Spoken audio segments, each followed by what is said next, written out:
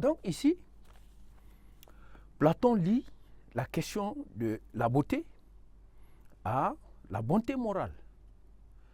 Et maintenant, les stoïciens, par exemple, vont appuyer cette idée aussi en disant que seul est beau ce qui est bon. Maintenant, nous allons revenir à l'idée particulière d'Emmanuel Kant. Emmanuel Kant, qui va nous donner une approche essentielle que nous allons retenir. Emmanuel Kant, 1724-1804. Que dit-il? Kant va nous donner, au lieu du bon et du beau et de l'agréable, Kant va dire que le beau est surtout à distinguer du bon et de l'agréable, contrairement à ce que Platon et les stoïciens disent. Et Kant va ramener le beau particulièrement vers ce qui procure à l'homme une certaine satisfaction, indépendante de tout intérêt. Et pour Kant, est beau ce qui plaît universellement, sans concept. Donc, il dira à ce propos, est beau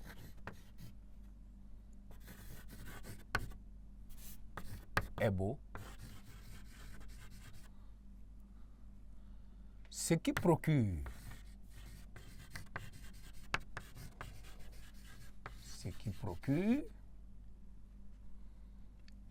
un désir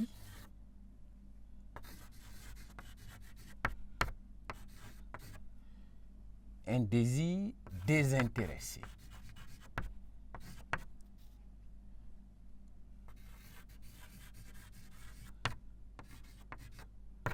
Donc pour Kant, le beau n'a rien à voir avec un quelconque intérêt, le beau n'a rien à voir avec une quelconque bonté morale, mais plutôt est beau ce qui procure un désir désintéressé, ce qui peut nous donner du plaisir,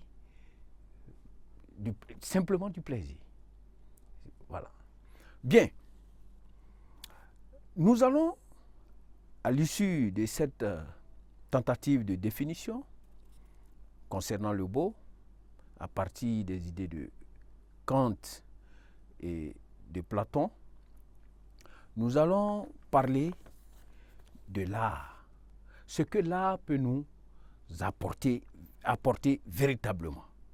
L'art ne vise-t-il que la beauté seulement? Est-ce que lorsqu'on parle d'art, l'art vise la beauté? Donc, en petit 3, nous allons nous poser la question à savoir, l'art ne vise-t-il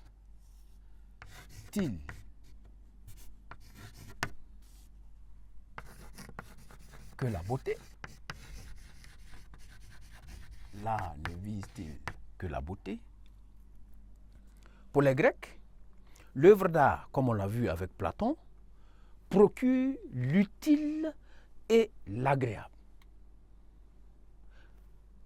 De plus, certaines œuvres d'art peuvent ne pas refléter le beau, mais elles ne perdent pas pour autant leur valeur artistique. Voilà. Donc, l'art ne vise pas uniquement le beau. Si nous voyons certaines œuvres d'art, elles ne sont pas particulièrement belles.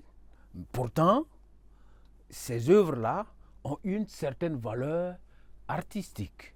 Si nous prenons le cas de l'art africain, qui met beaucoup plus l'accent sur son engagement ou encore sa relation au sacré, voilà, à la divinité ou encore son engagement pour la vérité, souvent ne met pas beaucoup l'accent sur le côté forcément de la beauté.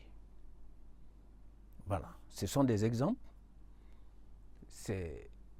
Il y a aussi le fait que, de nos jours, l'art tend à s'étendre même dans le domaine de la technique. Nous voyons que les produits de la technique cherchent aussi à mettre en évidence le côté artistique. Voilà.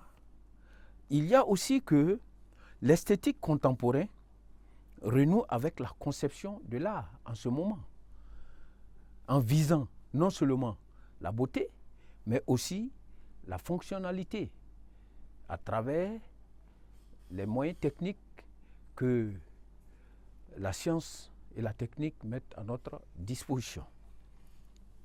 L'artiste ne doit pas se contenter de reproduire. Ça, c'est une idée essentielle. L'artiste ne doit pas se contenter de reproduire ce qui est naturellement beau.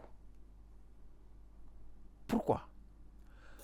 Ici, nous voyons que le lait, ce qui est lait, c'est-à-dire le lait, quand nous parlons de lait, c'est ce qui provient de la laideur. Ce qui est lait peut également faire l'objet d'une création artistique. Donc, tout cela montre que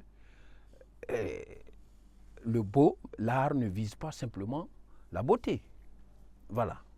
Si le lait peut faire l'objet d'une création artistique, donc nous pouvons comprendre que l'art ne vise pas simplement la beauté.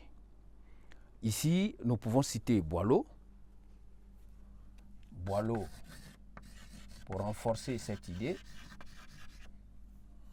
Boileau 1636, 1711,